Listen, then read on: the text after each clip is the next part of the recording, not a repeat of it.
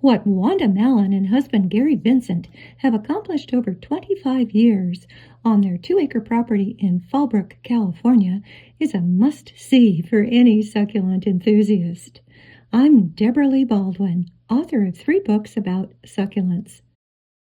Whenever I've visited their garden, Gary's been busy building structures, crafting birdhouses, expanding the greenhouse, and expediting Wanda's vision for where additional plants will look good and thrive. Gary spends hours daily grooming the garden. Wanda is the avid collector, not only of succulents, but also tropicals and trees. She loves anything unusual, variegated, colorful, or weird.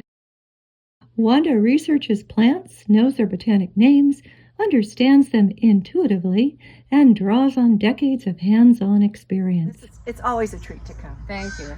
Challenge her. You see something unusual, weird, or interesting, ask Wanda about it. Well, if it's a plant in my garden, I probably know what it is. And Every plant has a story. Absolutely. Yeah. Before you go through the entry gate, you know you've arrived somewhere special.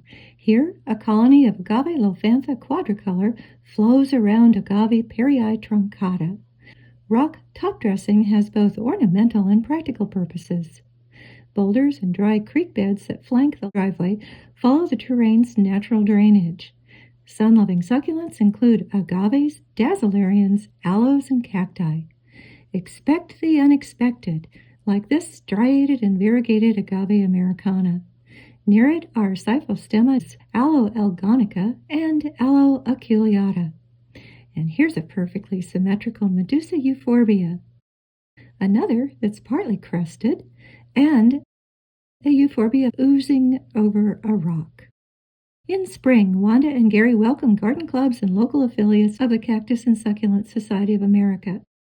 As you view this video, you may recognize members you know. You'll also see plants that Wanda is newly into. How much time do you spend in the garden? I have another job I do, so I'm not out here more than maybe just a couple hours a week.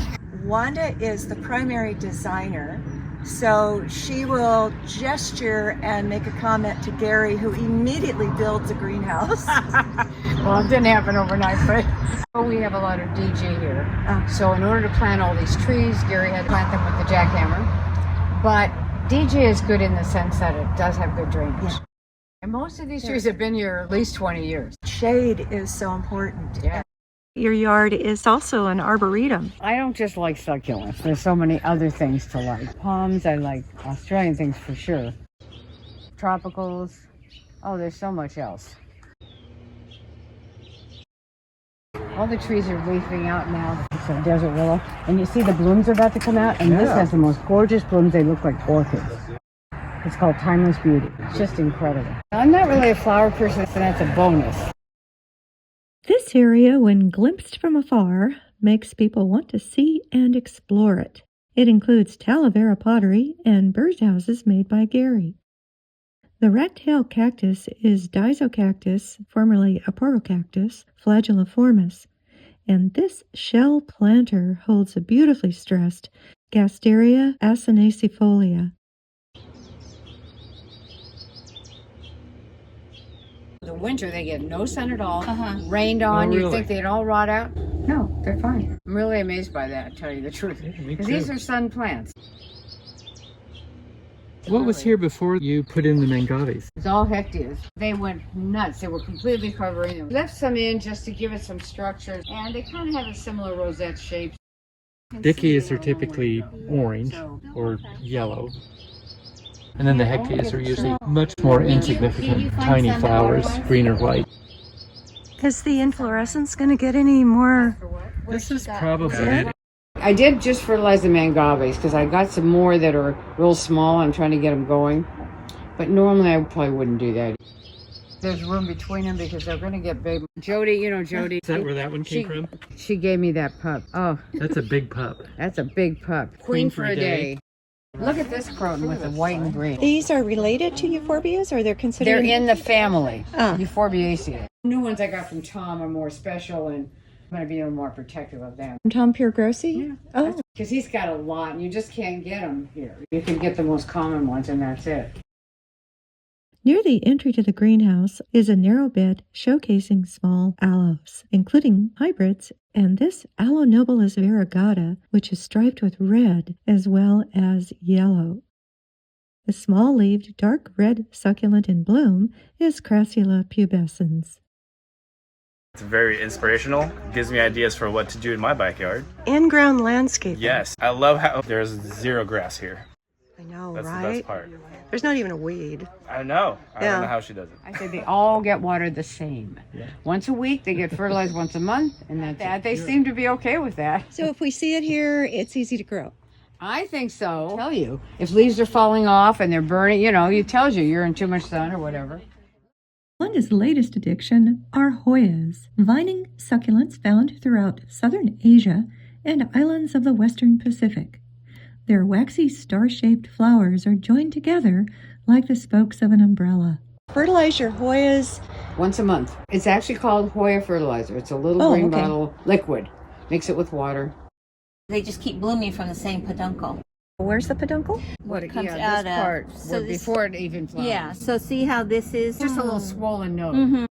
Never cut off a Hoya peduncle. Okay. This is the first one this has Yeah. ever had, and I've probably had this plant 15 years. Oh, it's Finally bloomed. variegated. Yeah, this is what you had, Carnosa compacta. You move them into the greenhouse. In November, they all go in. Right, so that's why you're here at the right time. And I'm guessing not just the Hoyas. You probably move other All stuff the around. tropicals. So all monodiniums are now They were in euphorbias. the euphorbiaceae, but now they've clumped all the monodiniums into euphorbia. That's a beauty. She loves her variegates. I think this might be my plant of the day. None of this gets fertilized. None of Way too much work. Look at this Gasteria. I mean, he's never been fertilized. If they're happy the way they Yeah. are, then fine. If it ain't broke. That's exactly right. Debra knows what this is, I'm sure. It's a variegated Hercules. So this has been tissue cultured. When it first came out, I mean, it was just a fortune.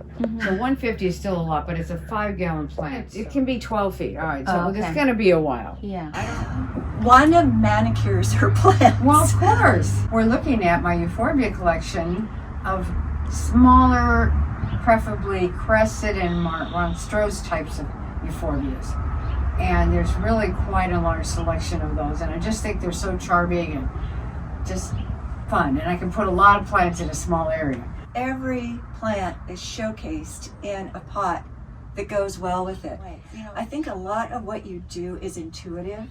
Yeah, And that's right. yeah, you just do it. And then you tell the rest of us it's easy.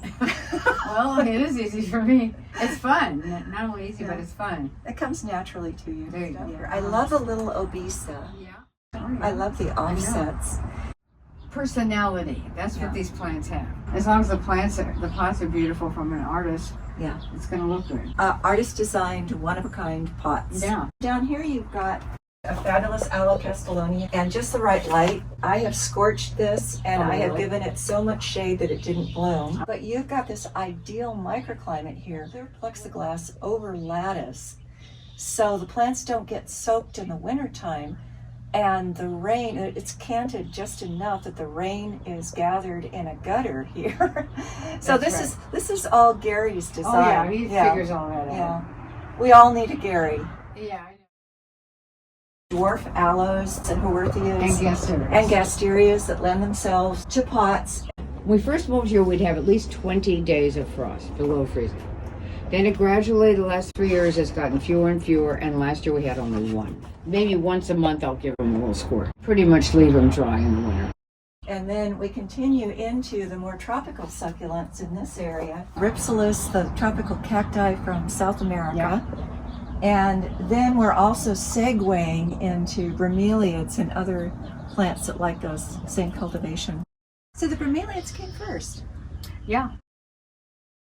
And I love you have sitting areas everywhere. Come sit with me. Okay. I'm going to let you sit there because there's a really friendly cactus over there. Is it a petable cactus? Depends on if you're going to be stuck or not. Every time I come, I see something new, and I generally ask you about it, and I find that it was here the last time I was You here. just didn't notice it. Yeah. Or grew. There's always new things to explore and find out about, and That's what I enjoy. This is a world-class garden. Well, thank you. So come see for yourself. And Debra is the one that got me into this terrible hobby. Very addictive hobby. Yes. Down the rabbit hole. It makes me feel really good.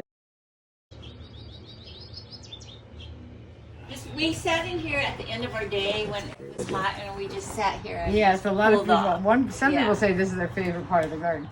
Find additional information in the video description and on the corresponding page of my site, which includes a gallery of dozens of Wanda's most intriguing plants, all labeled.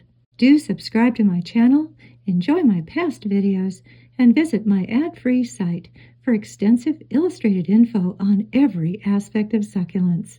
I'm Debra Baldwin. Thank you for joining me.